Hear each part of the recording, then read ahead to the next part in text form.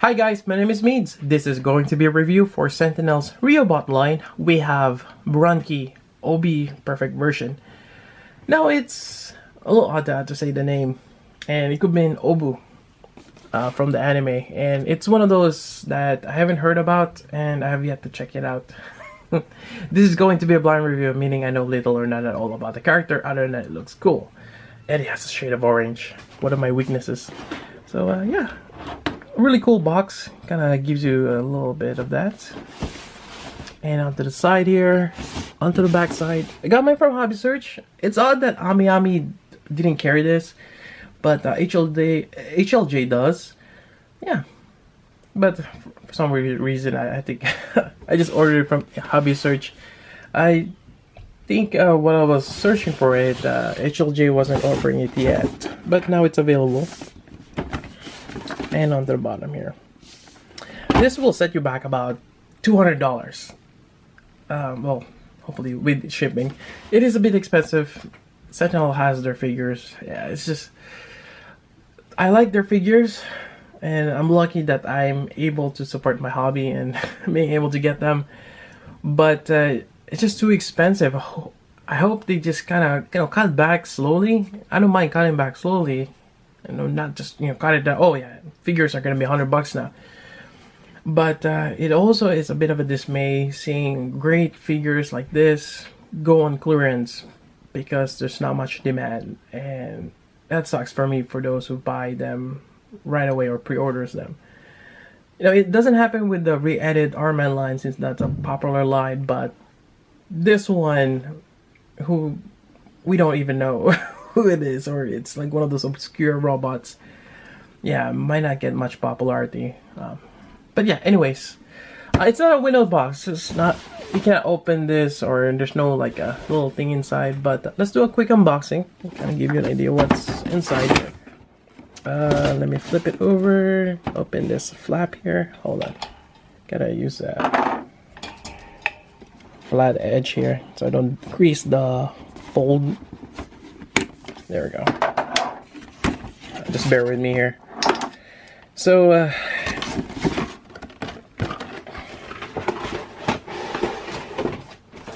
we get the instruction booklet here, as always. We got the Sentinel stand here with a little bit of extra. I think that's for the back piece. And we get the figure here. So just kind of quickly go over the variety of hands while we're at it, and makes it easier to have a quick glance. So we have the relaxed hands here. We have this karate chop looking ones. I believe this is one to hold his weapon here. And we have kind of like another style pose for, like an open hand. Then you get your main figure here. Now we have the spikes here that goes on the back. And that's it. Not much other things, but I mean, for a melee type you don't really need much other accessories other than a variety of hand gestures, which is great. Alright, so let's start with the Sentinel base. This is pretty much standard for all of them, but if this is your first time watching a Sentinel figure review, here we go. So we have the base here. It does have a clear acrylic on top of it, and something tells me it's one of those that you can slide something in, like a filler, or maybe the name of the character. I kind of wish to start doing that, just a little thing that we can slide in, but they don't do that, but there's an option for that. Then you have your arm here. You can just connect it in any corner here, even onto the side here, I believe, but I'll do it here. Just push it in, there we go.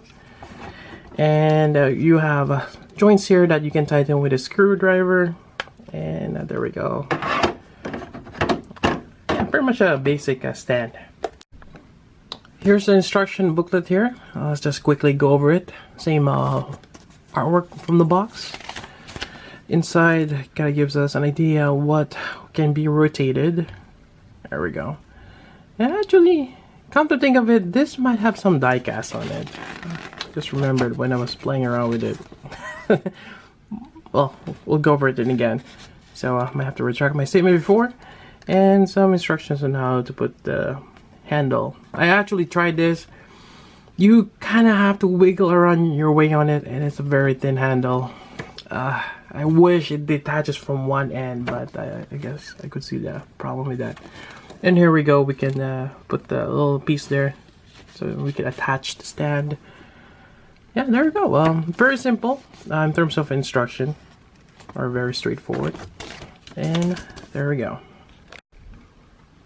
Alright, so let's take a look at Aube here, and first you will notice, where's the eyes?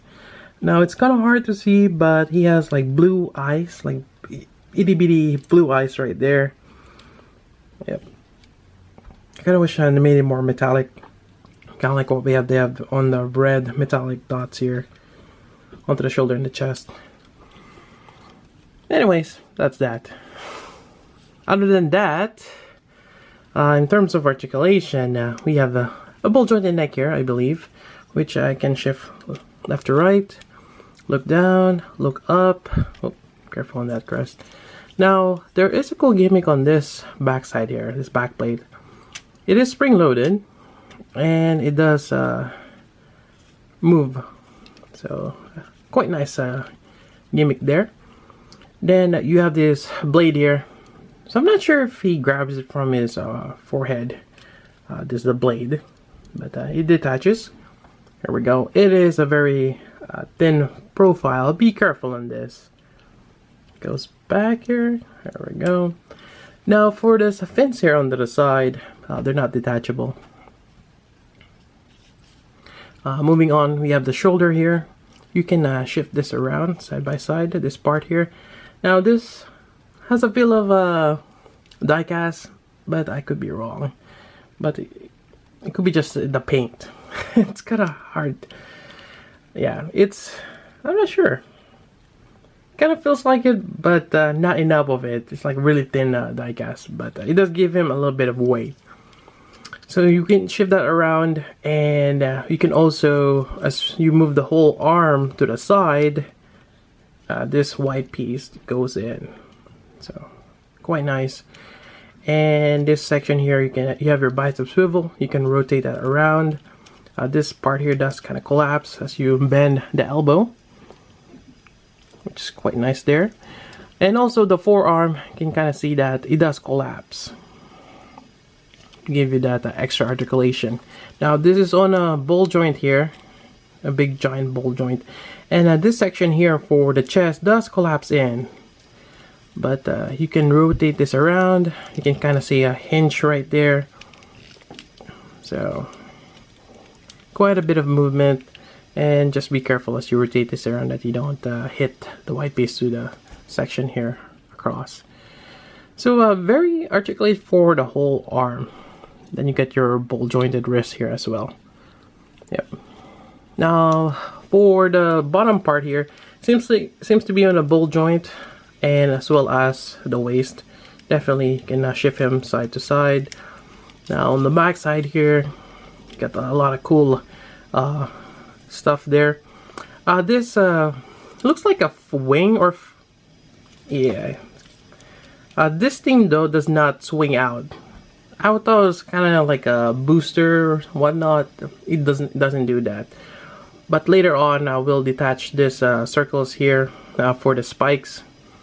But another cool thing on the back side here is you can shift this vertebra, and you can split them up. It's really cool. I like that you can do that. Although the back side here, wish it was attached, but you can just kind of split it out. Another thing, this side skirt here, or the side part of his waist, is on a ball joint. It is attached on the back side. It does have a tendency to pop out, especially as you move this around, so just be mindful of that, but you can always pop it back in, no problem.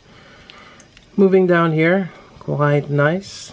And onto the waist. There's actually a joint here that allows you to move it down, then it will click in place. Gonna give you that extra articulation to do a kick right there. And you can just push it back up and click in place. There we go. And you can kind of see hinges there for the movement. I'm not getting much movement outward. I wish there's a bit more, but yeah, I think you can do a split that much.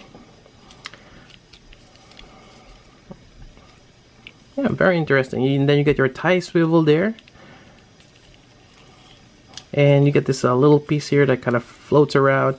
Then you get your knee bed, and likewise this section here does collapse in the calf area, and you get that much articulation. So in front, let's do it one more time. You can bend this, and this section here splits up, that knee part, and there's a smaller inner part inside. There we go, and that's cool. Although I'm not kind of fond of this. I kind of wish it was just a whole complete one, but it could be in a different design in the anime. And oh, there's another hidden articulation that I didn't notice. This one, because I was hitting that, seems like it's free floating, and I think it's spring loaded, and this can go in. That's a really cool design, like this hidden articulation. Yep. Here we go. For the backside here, allows us to point the toes down. There we go. You got the ball jointed ankle. I think this one is just for rocking back and forth, this ball joint here, but actually I think I popped this out before. It is on a ball joint, and this allows you to move it side to side. Then you got your kind of like ankle guards here, or shin guards. It's like it's on a hinge, so you can move it out of the way or move it up. Then I think that's very much it for that. So definitely very articulate, nice little gimmicks here and there, shifting armors or shifting joints. Really cool. Alright, so on the back side here, let's go ahead and swap it out. That way we can put it on the base. I think the best way to do this is kind of shift him forward. That way you can kind of reach in the backside here and pop this out. So just be careful, since such a weird location. And pop this back in. Well, the other piece, that is. And there we go. We got a port now for the stand. Again, this thing has a tendency to pop out, unfortunately, but they're easy fix. Pop it back in. There we go. Alright. Now where's that stand? So we can basically detach this. Just becomes a straight peg. There we go. Otherwise, you can just probably clamp this on the waist here, but I think it's better to have it hidden. Push this in, and there we go. Have him on somewhat a pseudo flight pose. Let's see here. Let's do like a running punch. Alright. Gotta be careful as I move this shoulder here. There we go.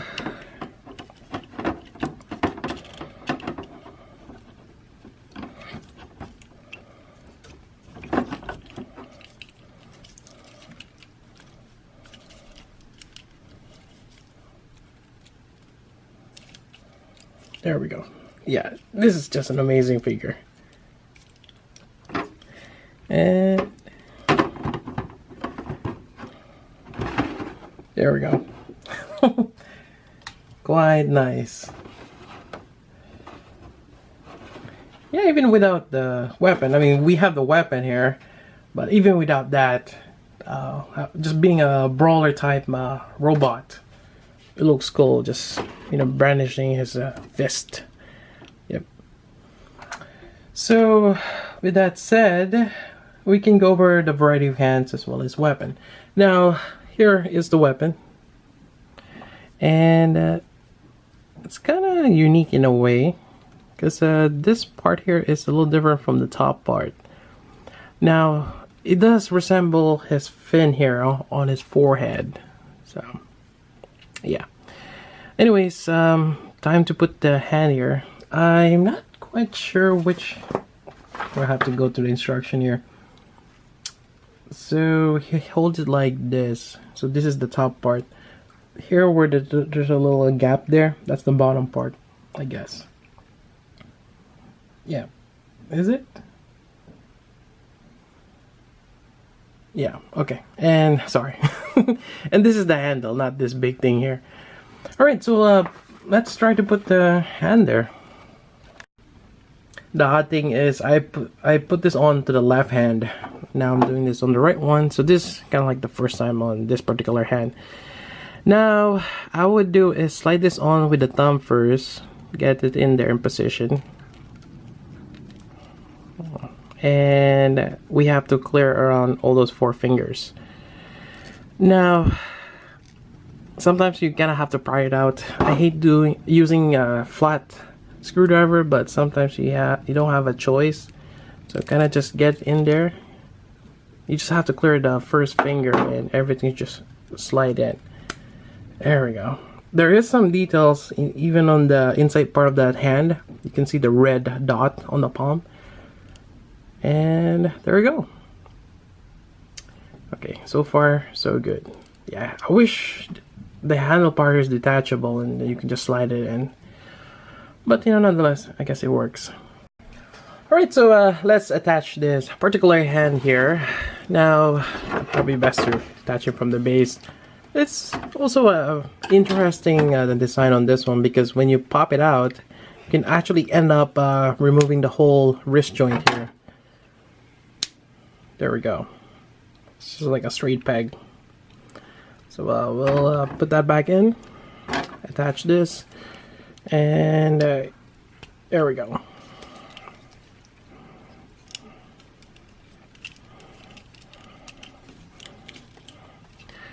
Interesting weapon.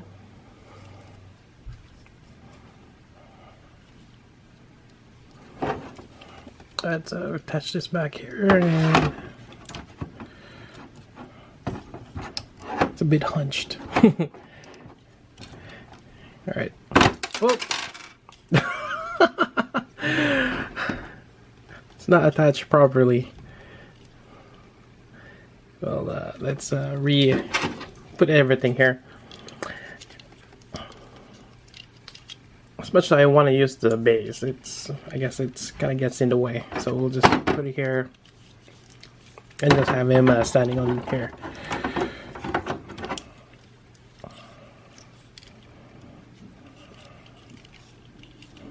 Alright, so yeah, I keep knocking off the side panels here. Alright.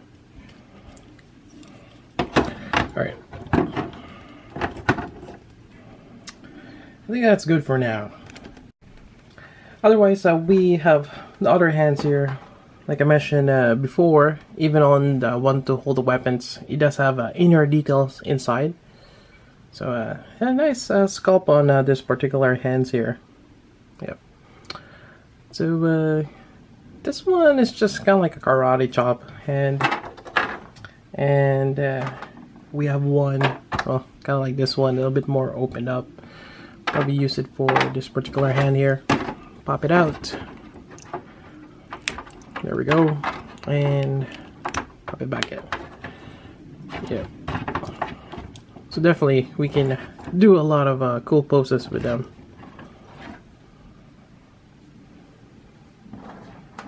And I think that's pretty much it for the hands. I mean, like I've shown in the beginning, or it's still in the packaging, quite a variety of hands to pose with.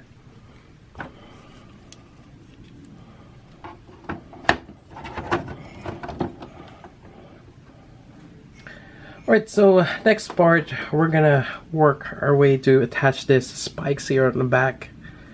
Very interesting design. Alright, so the back side again. Now there's gonna be a little indentations here onto the side, which helps you pry it out. And this is the time that you wish that you haven't clipped your nails yet, so I still have a little bit longer nails here. So just gonna slowly pry it out. There we go, tabs out. And be sure to keep this in a good place. Otherwise, yeah, they're small pieces. Now onto the bottom side, same way, it's towards the lower section here. Gonna just have to pry it out gently. There we go. Same thing here. It's not that hard to take out. So there we go. Now let's first attach the smaller pieces. I believe the bigger pegs here, or the ones not colored, or the longer end, goes on top. So you're just gonna connect it. There we go. And just, you know, take your time and be careful, because it is a straight peg and you're going in a certain angle. You don't want to force it in and end up breaking that peg. Now this one, they're just a straight peg, even though there's a little tab there. That's for the cover.